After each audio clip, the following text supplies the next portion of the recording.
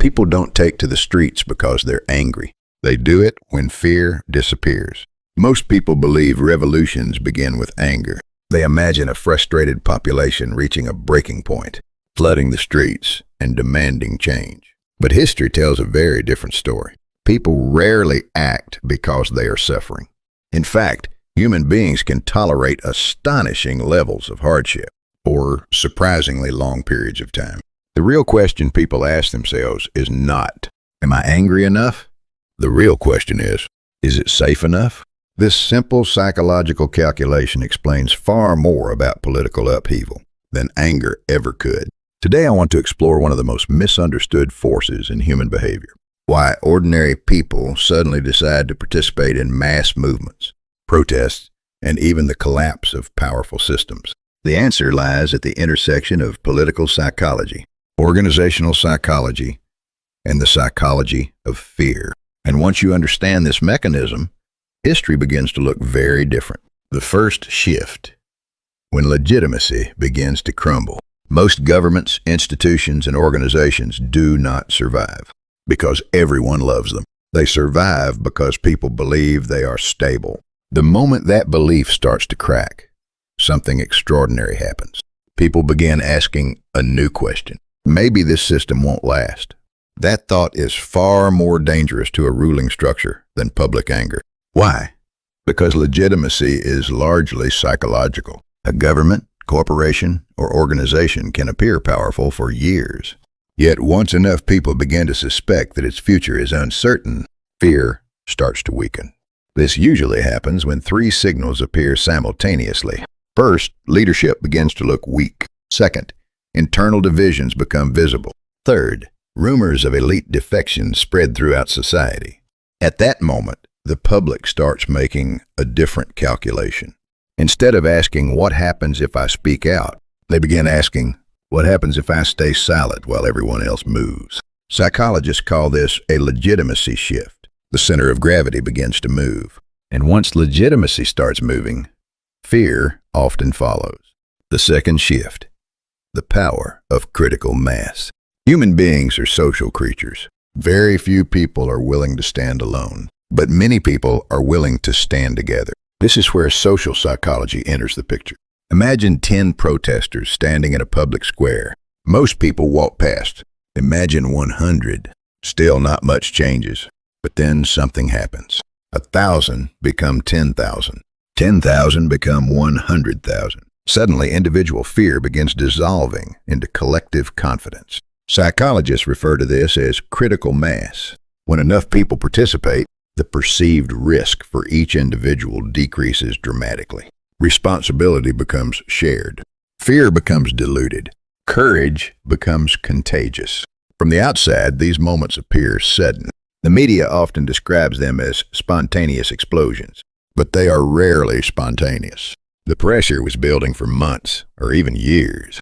What looks like an overnight transformation is often the visible result of an invisible psychological process, reaching its tipping point. The third shift, the collapse of fear. Every system ultimately depends upon one thing, the belief that consequences are unavoidable. People comply because they assume punishment is certain. That assumption is one of the strongest behavioral controls known to psychology. But what happens when people stop believing it? What happens when enforcement becomes inconsistent? When authorities appear hesitant? When punishments become unpredictable or ineffective? The psychological equation changes immediately. People no longer think, if I act, I'll be punished. Instead, they begin thinking, if enough of us act, nothing can stop us. This is the moment fear loses its grip.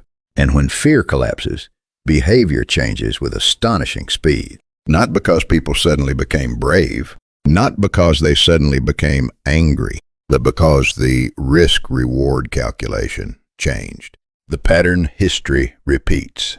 When historians look back at major political transformations, they often focus on speeches, elections, protests, or dramatic events. Yet beneath those events lies a recurring psychological sequence. First, cracks appear among elites. The people at the top stop trusting one another. Second, authority weakens. Orders are issued, but increasingly ignored. Third, the public notices. Ordinary citizens realize something important. The system is no longer as strong as it appears. Only then does mass participation begin. This is why the public is often the final stage, not the first stage. People are not usually the spark. They are the signal that the fire has already spread beneath the surface. That insight changes how we understand social change. The crowd is not always the cause. Sometimes the crowd is the consequence. The most dangerous emotion isn't anger. There is one final lesson that many observers miss. The greatest threat to powerful institutions is often not public outrage. It is internal fear. The moment insiders begin asking, "Will I be the next one blamed?" cooperation starts turning into self-preservation. Trust disappears. Loyalty weakens. People begin protecting themselves rather than protecting the organization. And once survival becomes the primary objective, systems can start collapsing from the inside out. History repeatedly demonstrates this pattern, not only in governments, but also in corporations, military organizations, financial institutions, and even personal relationships. The most powerful structures rarely fall because an enemy attacks them from the outside. More often, they weaken because fear spreads within. And when internal fear replaces internal trust, collapse can accelerate with surprising speed. That is the deeper psychological story behind social upheaval. People do not move simply because they are angry. They move when fear recedes. They move when legitimacy shifts. They move when enough others move first. And they move when the perceived risks of action become smaller than the perceived risks of doing nothing. Understanding this mechanism allows us to see beyond headlines and emotional reactions. It allows us to recognize the hidden psychology that shapes history itself. If you enjoyed this analysis of political psychology, social behavior, and the dynamics of power, be sure to subscribe, share this video, and join us for the next episode.